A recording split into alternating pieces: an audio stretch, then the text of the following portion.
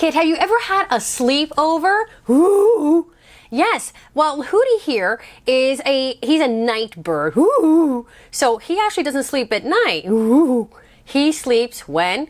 Ooh. That's right, during the daytime. You understood him, right? Ooh. Yeah, they always understand you.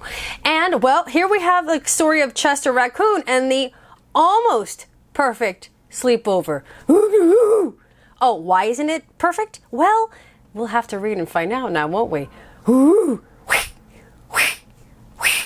Thank you, Hootie, for coming by, and let's see why the sleepover wasn't quite right. Now, remember I said that Hootie is a night bird, right? He's awake at night, so he sleeps by day.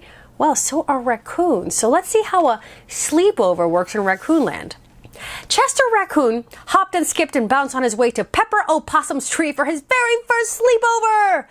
Are we almost there? He asked his mom. Will we get there soon? Do you see that tall white oak on the far side of the butterfly pond? Asked Mrs. Raccoon. Uh-huh. Well, that's where we're going. Oh, look at the pretty butterflies. So I guess that's why they call it Butterfly Pond. So nice. My mom has a butterfly tree that attracts butterflies. That's nice too. A few minutes later, Chester and his mother were standing by the opossum's tree. Have a fun day at your overday, Mrs. Raccoon told Chester. I'll pick you up the moment the sun sets. She nuzzled his ear and kissed him right in the middle of his palm. Ah, so they call it an overday instead of an overnight. Ah, understand that, right? Right. So Chester squeezed his finger around his mother's kissing hand and felt her love and warmth all over.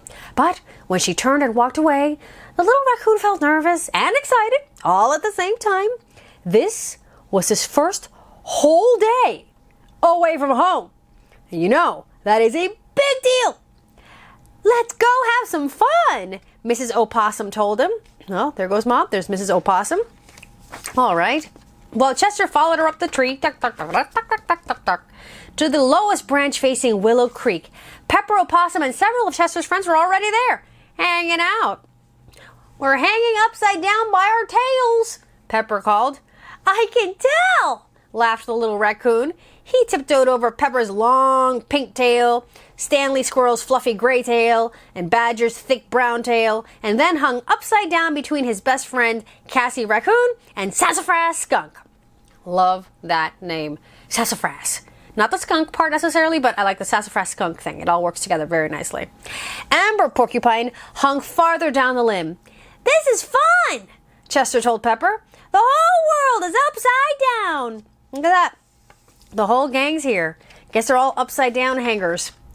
Oh, what's that smell? Grumbled Badger. P.U. Sorry, squealed Sassafras Skunk. My tail is slipping and I stinky puff when I'm nervous. Chester burst out giggling, making everyone laugh, even Badger and Sassafras. Oops, a little stinky puff. Somebody's tummy's nervous. Hey, let's play follow the leader, said Pepper, jumping to the ground. I get to be leader. Chester got in line and jumped when the opossum jumped. He ran around the maple tree when the opossum ran around the maple tree. So it's boop, doo, doo, doo, doo, doo, doo. Hey, there's even a bat here with a question mark. He's probably wondering what's up. What's up, y'all? Can I join?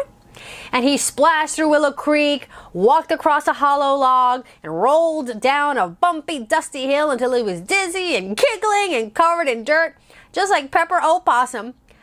Oh, Sassafras! Cried Stanley Squirrel. Sorry, chittered the little skunk. I always stinky puff when I giggle. Oh no, not another stinky puff. Blah. Ooh, ha! Well, different reactions. Let's play darts, proposed Amber Porcupine. Pull a quill from my tail and put an acorn on the sharpest end so it will fly like a dart. Won't that hurt you? Worried Chester. No, smiled Amber. It only hurts if I get stuck. Now, please be careful with those pointy quills, Mrs. Opossum warned the children. We will, everyone promised. I hope so. We don't want anybody to get hurt. Oh, Amber is so cute and prickly, but sweet. Prickly sweet. After everyone had their dart, and after everyone thanked Amber for the use of her tail quills, Pepper said, "Let's see whose dart goes the farthest. It's my over day, so I get to go first." "You're the host," said Pepper's mother. "Do you think it might be politer to let your guests go first?" "Oh, I guess so," sighed the little opossum. Chester saw how disappointed Pepper was and asked, "Would you like to throw your dart before I do?" Pepper's face lit up like a full moon. "High five! We can throw them together." So Pepper and Chester threw their darts into the sky and watched them fly. The two quills landed side by side. "Hooray!" shouted everyone. "It's a tie!" High fives all around. Mrs. Opossum collected the sharp quills and put them safely away. Then, check it out, returned with some delicious snacks.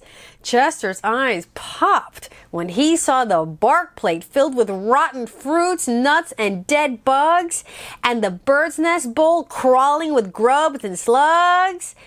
These might be different from a snack that you might enjoy at an overnight or an overday. I'm just saying, different snacks for different people. "This is delicious," mumbled Chester as he crunched a cricket between his teeth. Crispy cricket. After snacks, Chester went with his friends to Willow Creek, where he caught minnows and let them go, and then ding, skip stones across the water. Look, there's one of those things. What is a dragonfly? And there's a squirrel, and there's the prickly thing about, yeah, it's a whole group of people there. There's sassafras there looking on. "Oh, sassafras!" cried everyone. "Oh, I'm sorry, yawned the little skunk. "I stinky puff when I'm sleepy." "I'm sleepy too," yawned Badger and Stanley and Amber. "So are we," confessed Chester and Cassie. And although it was still pretty early in the overday, even Pepper admitted, "Yawn." He was all tuckered out. Soon, everyone was curled up and fast asleep in the opossum's hollow. Everyone but Chester Raccoon. Wide awake face. He laid awake and pressed his mother's kissing hand to his cheek. He felt her love and warmth all around him, and he wasn't afraid to sleep in Opossum's hollow, but it wasn't his hollow. I get it. You may love a place you're staying in, like a really nice hotel, but then it just doesn't feel like your bed. It's not as comfortable as what you're used to. Chester missed sleeping across from his brother, Ronnie. He missed sleeping beneath the window where starlight woke him for school. He closed his eyes, imagined he was home, and look at that. A tiny tear rolled down his face. Oh, somebody's got a bad case of the homesickness. Well, Mrs. Opossum showed up. She saw what was going on, and she understood how Chester felt because she is a wise mother. "Would you like to go home?" she whispered. Chester nodded. "Yes, please." "My neighbor, Mrs. Rabbit, will walk you home," she told him. "Thank you for coming to Pepper's Overday." Thank you for inviting me," yawned Chester. When Chester arrived home, he jumped into his mother's arms. Mrs. Raccoon wrapped him in a huge welcoming hug.